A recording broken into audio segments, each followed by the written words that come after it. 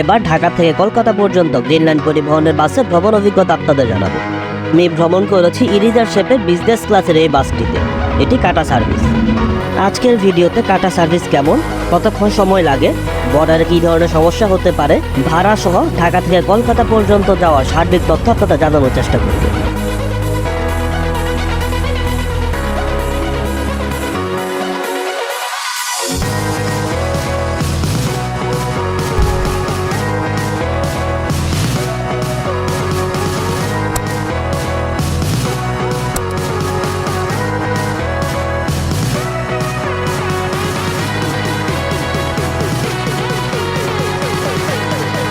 আসসালামু আলাইকুম ভিউয়ার। দেশ এবং দেশের বাইরে থেকে যারা আমাদের ভিডিও দেখছে তাদের সবাইকে আন্তরিক শুভেচ্ছা। অনেক মানুষের অনুরোধ, আমার নিজের ইচ্ছা, সব মিলিয়ে দীর্ঘ সময় পর আমার ঢাকা থেকে কলকাতা পর্যন্ত অর্থাৎ ভারতে ভ্রমণ করা। পার্শ্ববর্তী দেশটিতে ভ্রমণ করতে আমি বেছে নেই গ্রিন লাইন পরিবহনকে। আমি টিকিট করি গ্রিন লাইনের রাজারবাগ কাউন্টার থেকে অর্থাৎ হেড অফিস থেকে, আর উঠি কলাবাগান থেকে। আর 11:30টার সময় বিজনেস ক্লাসের বাসটি প্রতিদিন কলাবাগান থেকে ছেড়ে যায় রাজারবাগ, আরামবাগ হয়ে তারপর চলে যায় বেনাপোলে। এটা হচ্ছে গ্রিন লাইনের আমার ভ্রমণ করা বাস। ইরিজার শেপের এই বাসটি বেনাপোলে ফিক্স। গ্রিন লাইনের এই বাসগুলো বেশ পুরাতন, আর এই বাসটির ইঞ্জিন চেঞ্জ করা হয়েছে, চাইনিজ উইচা ইঞ্জিন এই বাসে লাগানো হয়েছে। এটা হচ্ছে বাসের ভেতরের অবস্থা। বিজনেস ক্লাসের বাস 2:1 ফরম্যাটে সবগুলো সিট বসানো আছে। এই সিটগুলো মোটামুটি ভালো, খুব একটা খারাপ না। গ্রিন লাইনে অনেক আগে থেকে ভ্রমণ করে তারা এই সিটগুলোতে ভ্রমণ করে অভ্যস্ত। প্রতিটি সিটের সাথে লেগ রেস্ট আছে, আর 27 সিটের বাস, ভালো পরিমাণে লেগ স্পেস আপনারা পাবেন। আর এই সিটের সাথে আপনারা এক্সট্রা একটি সুবিধা পাবেন, লেগ রেস্টের সাথে আপনারা সেটি পাবেন। আমি নামিয়ে নিচ্ছি এবং সেখানে পা রাখছি। যাই হোক, আমার গাড়ি ছাড়ার সময় হয়ে গেছে। 11:30টায় গাড়িটি ছাড়ার কথা। যাত্রী গাড়িতে উঠে যাওয়ার পর আমাদের বাসের চালকও গাড়িতে উঠে গেছেন। চালকের আসনে আছেন ইদ্রিস ভাই, গ্রিন লাইনের বেশ পুরনো একজন চালক তিনি। বর্তমানে এই গাড়িটির সাথে ফিক্সড হিসাবে বেনাপোলে আছেন। 11:35-এ আমাদের বাসটি এখন বের হচ্ছে পান্থপথ থেকে রাজারবাগ, আরামবাগ হয়ে, তারপর বাসটি চলে যাবে বেনাপোলে।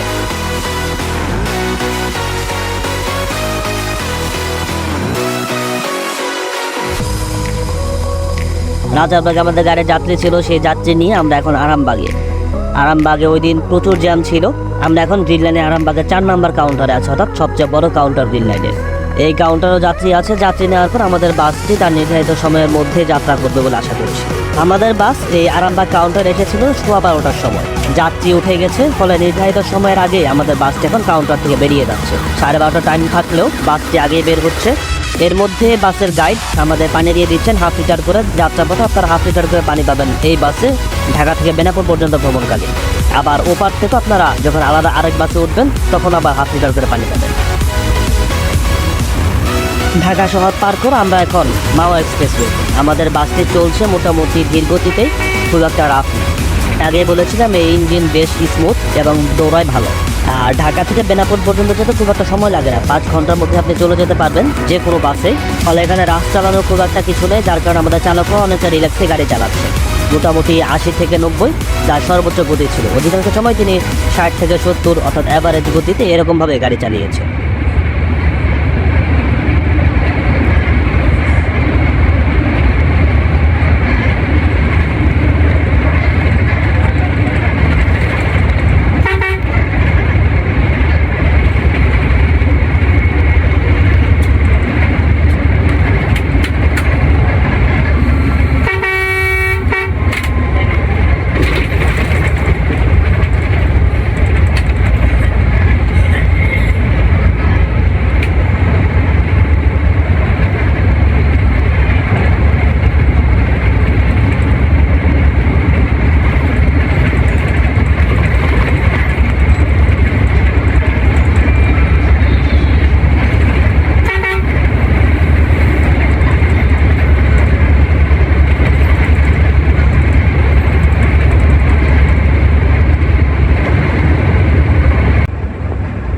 এভাবে চলতে চলতে শ্যামল এরা ট্রাভেলসের হোন্ডায় বাস আমাদের ওটি দিয়ে আগে চলে যায়।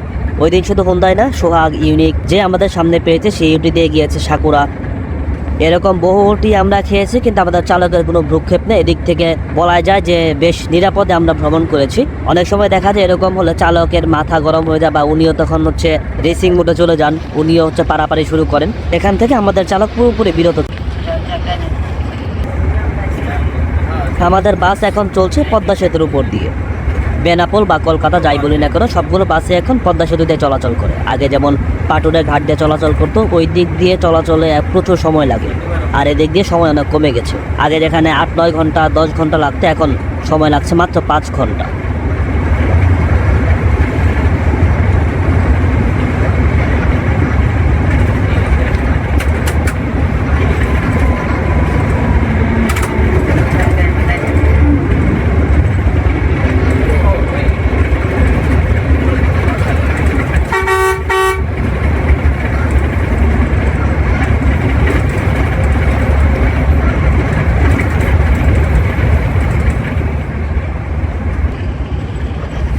কারণ আমাদের বাসটা অনেক রিল্যাক্সে চলছিল। এ পর্যায়ে আমি ঢাকা থেকে কলকাতা পর্যন্ত কিছু তথ্য আপনাদের সাথে শেয়ার করি। গ্রিনল্যান্ড পরিবহনের সকাল এবং রাতে উভয় সময় ঢাকা থেকে কলকাতার গাড়িগুলো ছেড়ে যায়। ইকোনমি ক্লাস, বিজনেস ক্লাস উভয় ধরনের বাসই আছে। এর মধ্যে সকালে ইকোনমি ক্লাসের বাস এবং একটি ডাবল ডেকার বাস বেনাপোল পর্যন্ত যায়। সেখান থেকে আবার টাটা সার্ভিস অর্থাৎ ওপার থেকে আরেক গাড়িতে আপনাদের তুলে দেওয়া হবে। আর রাতের বেলা যায় ইকোনমি ক্লাসের বাস এবং বিজনেস ক্লাসের বাস, যে বাসটিতে আমি ভ্রমণ করছি। এছাড়া ঢাকা থেকে কলকাতা পর্যন্ত গ্রিন লাইনের সৌহার্দ্য অর্থাৎ সরাসরি বাস চলাচল করে। এটি সপ্তাহে 6 দিন চলাচল করে, এর মধ্যে 3 দিন সকালে এবং 3 দিন রাতে। আমি যেদিন ভ্রমণ করেছি সেদিন সকালে ওই বাসটি ছেড়ে গিয়েছে, রাতের শিডিউলে ছিল না, যার কারণে আমার টাটা সার্ভিসে ভ্রমণ করা। আর রোববার ওই বাসটি বন্ধ থাকে। ফলে আপনারা যদি কেউ সরাসরি ভ্রমণ করতে চান ঢাকা থেকে কলকাতা বা কলকাতা থেকে ঢাকায়, তাহলে কোন দিন সকালে আর কোন দিন রাতে এই বিষয়টি আপনারা জেনে তারপর টিকিট কাটতে পারবেন গ্রিন লাইনের সৌহার্দ্যতে। আমি যতটুকু শুনেছি সৌহার্দ্য সার্ভিস অনেক ভালো। এর মধ্যে এক্সপ্রেসওয়ে শেষ করে আমরা এখন 2 লেনের সড়কে। রাতের বেলা হওয়ায় খোলা রোডে গাড়ির চাপ এমনিতে কম থাকে, দিনের বেলায়ও কম থাকে। এক্সপ্রেসওয়ের মতো জায়গায় যখন আমাদের চালক গাড়ি টানেননি, ফলে এখানেও তিনি আরও সাবধানে গাড়ি চালাবেন, এটাই স্বাভাবিক।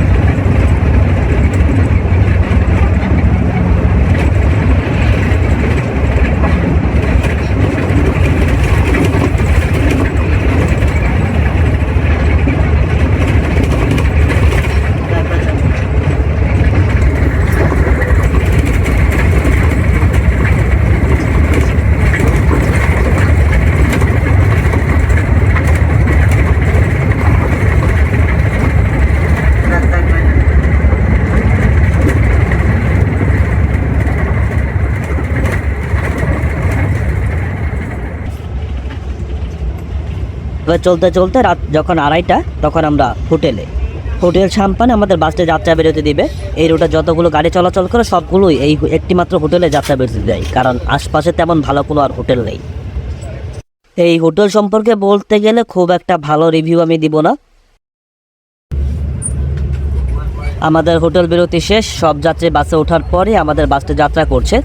আর ওই দিন পুরো বাসই ফিল আপ ছিল, অর্থাৎ 27 সিটে সবগুলো সিটে যাত্রী ছিল।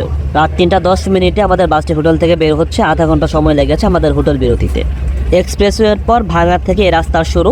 রাস্তার দুপাশে একদম খুলনা পর্যন্ত, আমি সাতক্ষীরা পর্যন্ত ভ্রমণ করেছি, ও পাশে বেনাপোল পর্যন্ত এরকমই সবুজ গাছপালায় ঢাকা। এটি খুবই ভালো লেগেছে।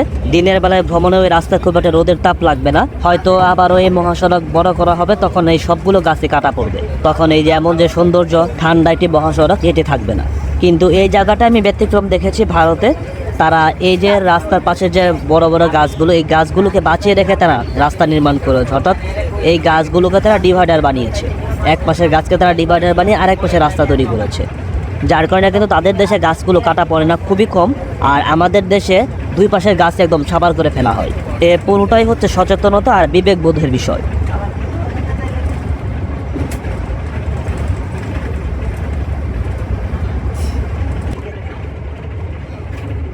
এখান থেকে আর একটু সামনে গেলে মধুমতি সেতু, ওই পর্যন্ত রাস্তা বেশ স্মুথ এবং সুন্দর। আপনারা এখন রাস্তার সে সৌন্দর্য উপভোগ করতে পারেন।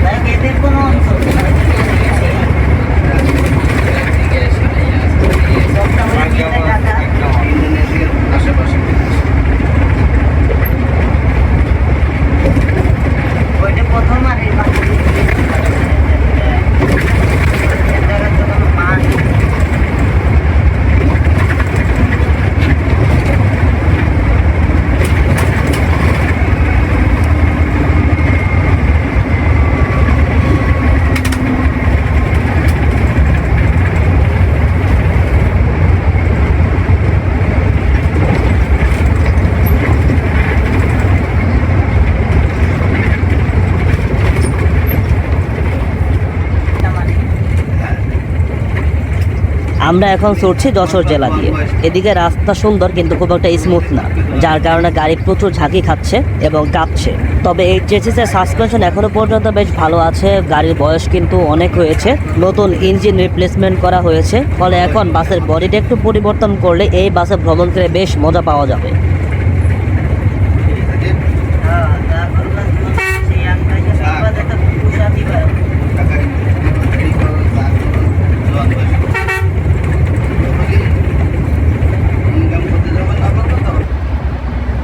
আমরা এখন যশোরের ঝিকরগাছা উপজেলা দিয়ে চলছি।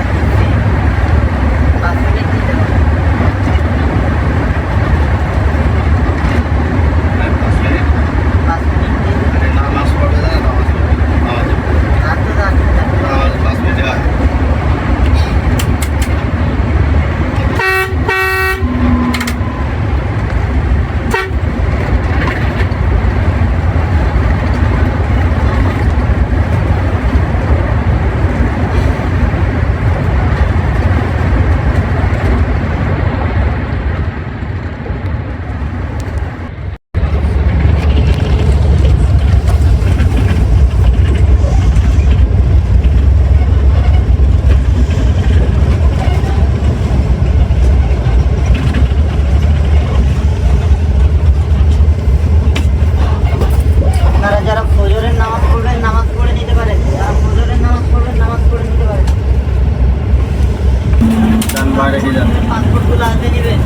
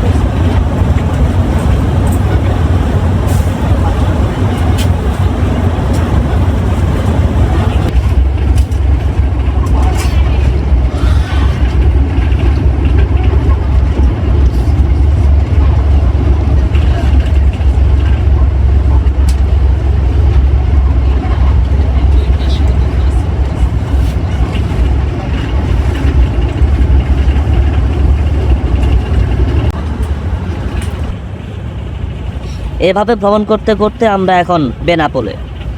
রাস্তার দুপাশে দেখতে পাচ্ছেন সারিবদ্ধভাবে বাস দাঁড়ানো আছে। এই বাসগুলো রাতে ঢাকা থেকে ছেড়ে এসেছে, বেনাপোলে যাত্রী নামিয়ে এখন এদিকে বিশ্রামে আছে। আবার একটু পরে যখন ভারত থেকে যাত্রী আসা শুরু হবে তখন এই বাসগুলো সে যাত্রী ভরে আবার ঢাকার উদ্দেশ্যে যাত্রা করবে। আমাদের বাসটি এখন বেনাপোল পোর্টে ঢুকছে, এখানে আমাদের যাত্রা বিরতি শেষ। এরপর আমরা ওপারে গিয়ে তারপর আবার গ্রিনল্যান্ডের আরেকটি বাস দাঁড়ানো থাকবে, সেই বাসে উঠব। এর মাঝখানে আমাদের এই পোর্ট সংক্রান্ত যে কাজগুলো আছে, ইমিগ্রেশন, এগুলো